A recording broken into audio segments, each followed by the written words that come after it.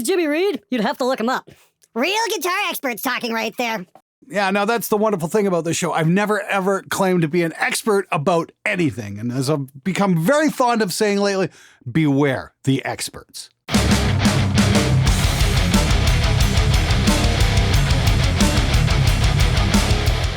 Hey everybody, how's it going? Welcome to episode number 288 of SMG Viewers Comments. This is my show where I try and answer your comments and questions to the best of my ability. If you got a comment about recording, mixing, bands, anything music related, hey, hit me up. If I think it'll serve a purpose, if somebody can get some use out of your question, I'll be more than happy to put it on the show. Before we get started, please do me a favor and hit that fucking subscribe button because that would be a huge help to the show. Oh yes, by the way, I'll get a lot of questions about when Oldies But Baddies is coming back. That'll be returning in February. And we're getting very, very close to hitting the 400,000 subscriber mark, so it'll be nice to finally get that wrapped up. Anyway, let's get right to it. Glenn, if you were to get a guitar processor for metal sounds, what would you get? Well, you forgot to include one very important factor there, your budget. If I was at the low end of the spectrum, I might take a look at some of maybe the more stuff like the GE200 or 300. Also, the Pod Go is a very viable alternative. Kind of blew me away, honestly. I've got a video where we shot it out against the Rev Generator 120 back here, and it held up very, very well. It's not a real Rev, obviously, but it's still pretty damn impressive. And I'm saying this about a Line 6 product. Remember, I've ranted and raved about Line 6 products being terrible for I don't know how fucking long. They really turned a corner in 2020. One of the few good things to happen in 2020. But yes, Line 6 stepped up their fucking game. So yeah, low end of the spectrum, yeah, the Pod Go is definitely a great choice. Now, for the high end of the spectrum, I'd probably go for a Kemper over an Axe Effects, but that's just my personal taste. I think you'd probably be fine with either one, to be honest with you. Anyway, good luck, dude. Sorry, man. It looks unusual, sure. Not ugly. But I understand. It's YouTube. Everything is the absolute best or the fucking worst. No in between. Oh, I don't know about that. There's a lot of modern metal mixes floating around on YouTube that are definitely mediocre. I know it's a marketing fad, but these videos where the still picture shows a guy with his mouth hanging half open like he's totally shocked about something is the stupidest bit of crap going. Really there? I mean, seriously? Stupidest crap going? Okay, I admit it does look a little goofy, but stupidest? I mean, like, come on, man. Now, there's YouTube thumbnails stupid, sure. But then again, there's take a selfie of yourself while you're committing a federal crime and posting it on social media stupid. Believe me, that shit takes the cake. Jackson Faithful, I don't want to play any other brand. Now, that's something I just don't fucking understand. Can somebody please explain this to me about this brand loyalty bullshit? Is there anything in it for you, the consumer? I mean, like, I get it if you own a massive corporation and you're selling things with a certain label on it.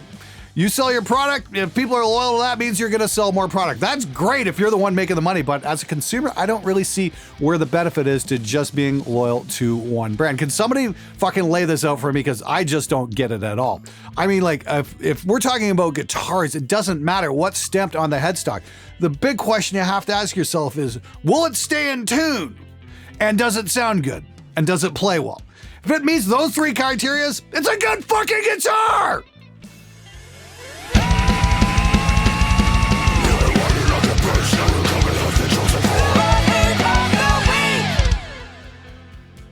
You proved without a doubt that you're a tasteless asshole disgracing the hardworking artist who made that Rickenbacker. It was clear that whoever made it has better handle on subtle artistic principles that you just never will understand. Mix the frequencies and stop talking about creativity. You're craftsman at best. Well, Jacob, I admit freely, I am no artist. That is true. I've written a couple songs many, many moons ago, but that's about it. Now, the problem with that Rickenbacker that you're bitching so much about is that the guitar was sanded down to be refinished by my friend Steve, and this was going back to the end of the 80s when this happened. And that was fine with the bass's owner. That was the plan. What happened was the singer came along and repainted it and put that artwork on the bass without the owner's permission. He never liked it. He never approved of it. Who's the asshole now? Don't ruin vintage guitars. Sell for something like someone who would appreciate it. It's blasphemy to mod vintage guitars. Oh, it's blasphemy, is it? Oh no, we're gonna upset the guitar religious. Here's the thing, if you watched my show for even 10 fucking seconds, you would understand. I just don't give a fuck about that shit. If the owner wants to paint his guitar fucking flame orange and put pink stripes on it. That's his fucking business. It's because it's his fucking instrument. He can do whatever the fuck he wants with it. That's the privilege of owning an instrument. You can do exactly what the fuck you want. Now, that being said, for everybody who watched that video where we took a look at that vintage Silvertone, I think we are going to leave it as it is because turns out it might actually be one of a kind. We're in talk with a couple other guitar YouTube channels right now. We're just trying to chase down the origins of that thing.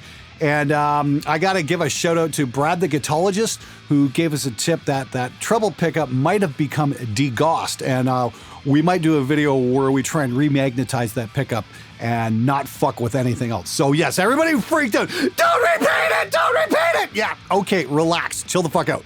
We're not gonna fuck with it. We're gonna try and leave it as original as it gets. That being said, it would be a real fun episode to do. Hey, wanna watch a guitar hipster's head explode? I don't understand. Don't use cotton swabs to clean out the ears because you can push earwax further in, but use earplugs because those things can't push earwax in? What? That makes no sense.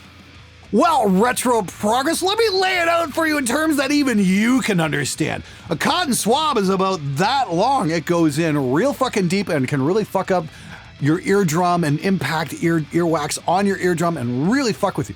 An earplug is only about that long and only goes in so far. Notice a difference? Does that make sense to you now? Very good. Compare a $1,500 guitar to a $500 guitar. Those performers retailed for like $495 USD, and you haven't been able to buy a new one since the 90s. This is a strange comparison. Maybe one of the new Pro Series Rhodes would be better to compare? Hey, I'm all for it. I just reviewed whatever I had laying around. I had the Solar V come in. I thought, let's just shoot it out against my old Jackson, see how it goes. I really like both guitars. Here's the thing. I don't have a contact at Jackson. I don't know who to hit up at that company. If somebody knows how to get hold of somebody at Jackson, could you please PM that to me? I would very much appreciate that because I would love to feature some of their products, some of their new products on the show because I think they're fucking cool. If somebody out there can help me out, I'd very much appreciate that. Thanks ever so much. You should have just done a review of the Solar unless you had a 2020 Jackson. You're pretty much comparing apples to oranges. The Jackson is 25 years old. You need to compare new to new. Oh my God, I broke the rules! Seriously, it's not apples to oranges. They're both 6-string instruments. Did you miss that fucking point? In order days, you went to store to hear the selling fool to sell get money, and today see those here all over YouTube. In 10 years, the guy will lay in bed, blah, blah, blah, for money. Dude, what the fuck was that? Seriously, folks, if you're gonna type comments, please try and be at least semi-coherent. That way we might be able to understand exactly what the fuck you're trying to say. I have given you a whole lot of shit in the past, but I like your techniques. How do you go about mid-side stereo EQ on the guitars? For example, boosting an area in the center, cutting it on the sides, or vice versa, or boosting, cutting different frequencies on panned LR duplicate tracks. Do you think this can achieve the same effect as multi-tracking to gain character? I asked specifically for heavy guitars, but I've tried it on acoustics, vocals, drum overheads, and rooms, and even on trails of bus reverbs. Do you think this helps pull things forward, or is it a waste of time? Aiden, thanks so much for writing in. Yes, you've been a complete dick in the past, but thanks for asking an actual fucking question for a change instead of just typing like a little bitch. To answer your question, actually, I gotta give credit to the original SMG Discord mod, Jason Constantine.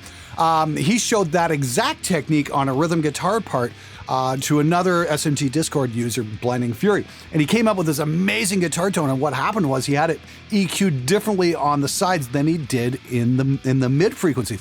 He had a little bit bigger scoop going on down the center as opposed to the sides, and we're all like, wow, that is really fucking cool.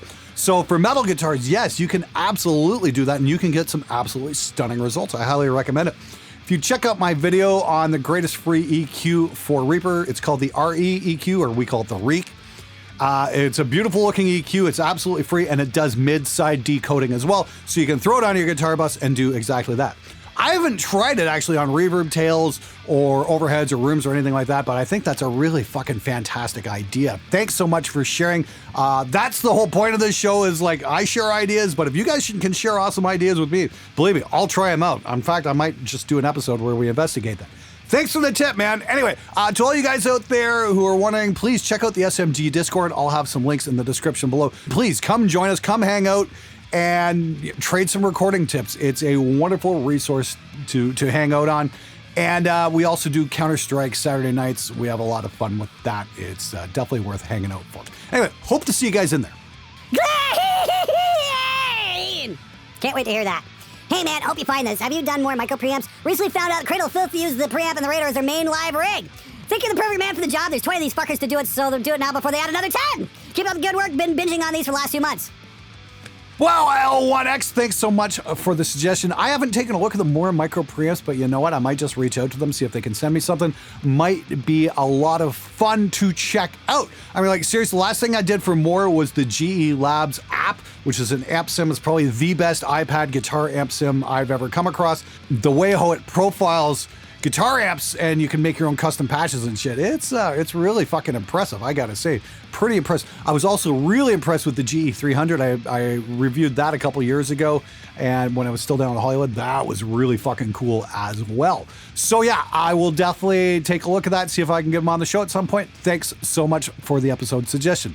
630. In what way can a mic be faster and more precise than others? Strikes me as odd as you would similarly inapplicable objectives as the very people you'll embass for saying things like, this tube sounds tighter, and the like. Well, let me explain it to you. What I'm talking about is actual physics, not bullshit. The simple fact is certain microphone diaphragms react differently because of their physical size. It's kind of like speakers. You have to have a speaker cone a certain size to be able to replicate certain frequencies. In terms of microphone diaphragms, some will react faster just because they're simply smaller. And that's why the Earthworks mics sound so great and so flat, and is because their transient response is faster than you can get with a typical large diaphragm microphone.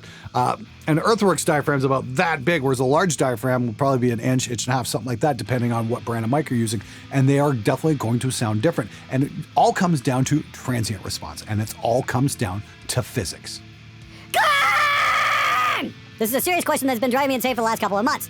I know that you used to have a job before several years back. Tell me, how did you manage to work your normal 8-hour shifts and also be able to have creative energy and go to the studio and produce some kick-ass tracks? I recently got what may be considered first full-time job, and I'm happy because I finally have money to spend on better gear. Bought an interface, some plugins, a pair of LP6s, thanks for the recommendation, by the way, they rock, and some orchestral libraries. I'm hoping to become a film and TV composer, microphones, and all that jazz. But now I feel like I do not have the time to really use them. I finished my day quite exhausted, and I can barely work on my composition and mixes for a couple hours before I'm too sleepy to continue. So now I have the gear I always wanted, but not the time or energy to use it as I want. Any advice? Damn, dude, great fucking question. Yeah, that's always the thing. You need to figure out a way to have a work-life balance. Actually, I need to do a video explaining it's like, here's what my day job was for 27 years and explain the whole situation that I went through. I started writing this episode last summer. I need to finish it. It's going a little bit longer than I thought it was going to take, but I think it's a good story in there anyway. The short advice I can give you is when you get home from work, take naps. That usually helps. Now, the job I had, I worked swing shifts, so I would be 2 weeks days, 2 weeks afternoons. And that means I would work in the morning from, say, 7:15 to 3:15, that kind of thing. And then in the afternoon, we worked 3:30 to about 11:30. So what I did was I would track bands during the day shift for 2 weeks. And then on afternoon shift, I'd get up, make myself a copy, and go mix, from like 9 in the morning till 2:30 in the afternoon, and then we're haul ass into work, and I'd be fine like that. I could come in with fresh ears and be able to pull it off that way. I don't know if you're doing swing shift. I don't know if you guys have an afternoon shift. I always found that was great for doing mixes, actually. I really enjoyed working that way.